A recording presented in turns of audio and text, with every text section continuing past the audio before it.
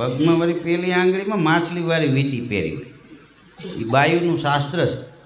આ માછલીવાળી વીંટી બાયુ પહેરે ને, બાયુની બુદ્ધિ છે એ અહીંથી સીધી મગજ સુધી હેરાફેરી કરે. હા, આપણે ગઈ ત્યાં કહેતા ને બાયુની બુદ્ધિ પેનીય હોય, એટલે કડલાની બધું શું છે એ હાલે ચાલે એટલે ખડીંગ ખડીંગ થતી જાય, એમ બુદ્ધિ ઉપર આવતી જાય. હાહુને કેમ તારી દેવા,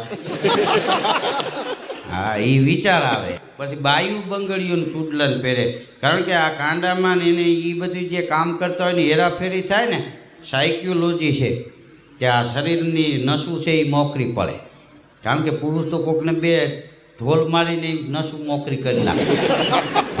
એટલે આ બાયુને લુગડા ધોવાનું વર્ષોની પરંપરા કાંઈ આપણે હમણાં કાઢી એવું નથી.